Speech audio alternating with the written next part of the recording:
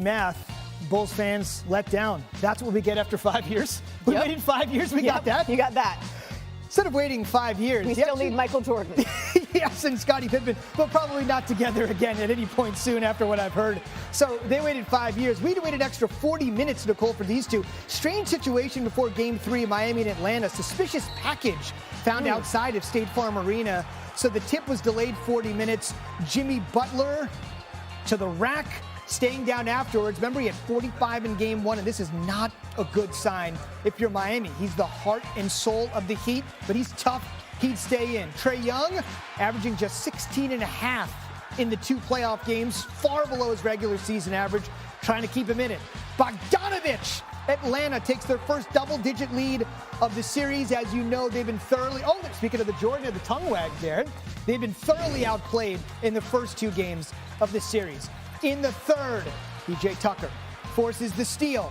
Kyle Lowry back to Tucker, who started the sequence, and the Miami defense, the top seed, sparking a run. Now it's a mini 5-0 run.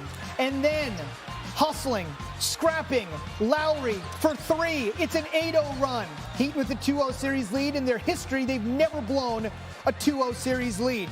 And then Bam Adebayo, a lot of people thought he'd be the defensive player of the year. To Tucker, it's a 16-0 run. 3-0 seems inevitable. And then back the other way, when all is said and done, Nicole, it's a 21-0 run in less than 5 minutes. And the Heat would take an easy, comfortable lead to the 4th. And that's when things changed. Lowry would not play in the 4th with a hamstring injury. Got Booker hurt, Middleton hurt, Luka, Ben Simmons. The story of the playoffs has been who's not in there. Bogdanovich for 3. And then Trae Young. 4th quarter, Hawks outscored the Heat 34-25. Onyeka Okongwu staying with it. And suddenly, somehow, Atlanta has taken the lead. But back comes Miami. Atlanta, by the way, has never overcome an 0-2 deficit. They're about to cut it in half. Butler ties it at 107. And then Butler to Tucker in the corner for 3 of the Heat. Back in front. What a game. 20 seconds to go. Heat up 1. Butler maybe looking to seal the deal. Long 2, short. Atlanta going the other way. Bottom of your screen. They've got a timeout. They choose not to use it. Trae to the rack. Gets the roll. He had 24. Atlanta's in front. What a rally. How long ago did we talk about that 21-0 Heat run? Instead, they could cut this thing to 2-1. Less than 5 seconds to go. Got to put it in Butler's hands for the win. No. What a rally for the Hawks. And they win 111-110. Trae Young on the anatomy of a comeback.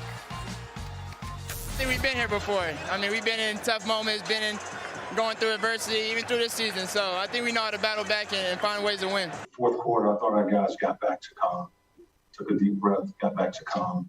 We clear about what we needed to do, and they executed and finished this game. Leads aren't always going to hold.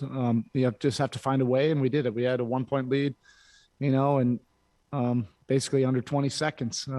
And Young got a little bit of an angle and was able to hit a tough runner. I mean, he makes that look easy. That's not like the easiest shot going full speed and with the touch, and felt like it hit every part of the rim. Wow. The Hawks trail by as many as 16, their 3rd largest comeback in the last quarter century in the playoffs. The only 2 larger ones came against the Sixers in games 4 and 5 of the conference semis last year. 110 is the final. So, Stephen A., we have ourselves at least a little excitement there in that Eastern Conference first round. A couple of things worth pointing out. It's a little bit as lethal as Kevin Durant is. It's a little bit different defending a 6'11", 7-foot guy than a small cat, quick dude, which PJ Tucker had to deal with tonight. Remember, Trae Young drills that 3. And remember, he gets back into the lane on the ensuing possession, and he scores scores the winning basket. In the case of Jimmy Butler, this is the deal. You had 4 seconds left, Miami. I would have loved to have seen a better shot than that. You're not down 3. You're down 1. All you need is 2 to win the game, not a three-pointer. You could have gotten a better shot than a fall-away 3 at the buzzer. I was disappointed in the last possession of the Miami Heat. Something I know both of you guys really appreciate, how Trae Young always show up. Classic example of a superstar in the making. Each time his team needs him, when I get confused, I say they're going to win because they have him. And that's what today was. And I want to give credit to their benches where Bogdanovich, Wright, Okongwu all played quality minutes. But this is about Trae Young making a game winner off the wrong foot. Another storyline to keep a close eye on here, Kyle Lowry, the hamstring injury in this game for the Heat. We don't yet know the severity, but we know that sometimes can linger. That could be a very important factor. That's the difference between being 3-0, 2-1. Now you have a long series. You got to worry about that injury. All right, it's been a terrific night. The late local news is next here, except for those on the West Coast. Thanks for being with us. Trae Young now sitting down. He led the Hawks with 24 and 8 assists. I mean, we just didn't give up. We didn't stop fighting, stop playing. I mean, an NBA team's going to make runs, so they made their run that third quarter and got going, and it was about our time to make a run too. 11 seconds left. The ball's in your hand. Do you have any doubt that you're going to not make that shot? I mean, I didn't have any doubt that if I shot it, I wasn't going to make it. But I was really just trying to make the right read. I was driving to the middle and waiting to see if somebody helped, and I was going to be honest, hit a shooter if they helped, or if they didn't, I was going to go to the basket like I did. So I was able to really get to the basket and get my floater. When you're able to see the way that you and playing with those 3 guys off of the bench tonight in Bogey and DeLon and Big O, just what did you see from the chemistry there between all of you guys?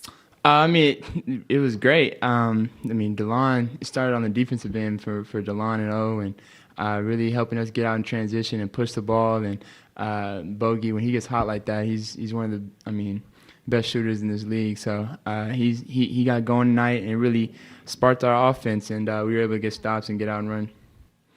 Y'all are now 21-3 in your last 24 games here at State Farm Arena. Just what was the energy like tonight, and how good was it? How welcome was it to get this one, back at home in front of your own fans? Yeah, the energy was amazing tonight from the Hawks fans, and State Farm was rocking from beginning to end. There was a little delay early on for them to start yelling and get going, but once they got in there, it was fun, and it was a rocking crowd from the beginning. I'll take the fine. There you go. Am I really going to believe you that you were going to give that up in that last second shot? You were going to shoot that. Nah, I've had some game winners where I've gotten some assists too, so I've gotten some both. Ask Tony Snell. Good point. Just the range of emotions. PJ hits the 3. You guys go down 1 in a span of 10 seconds. You go from being basically out of this tournament to alive and having a chance at home serve and send it back to Miami tied at 2. Yeah, that was the goal. We wanted to come here tonight and take care of business and try to get a win, and that's what we did. And it was obviously it's just one game. It's 2-1. We got to keep going and get the next one. When you're playing with multiple ball handlers like Bogey and DeLon and Kevin, how does that help you specifically get to what you want to do on the court? It's just some more guys out there that if I get double teamed, I can throw them the ball, and then they can make plays, or they can attack and drive and like I said, make plays. So whenever you have multiple guys out there that can dribble and make plays, it makes it for sure a lot easier for me.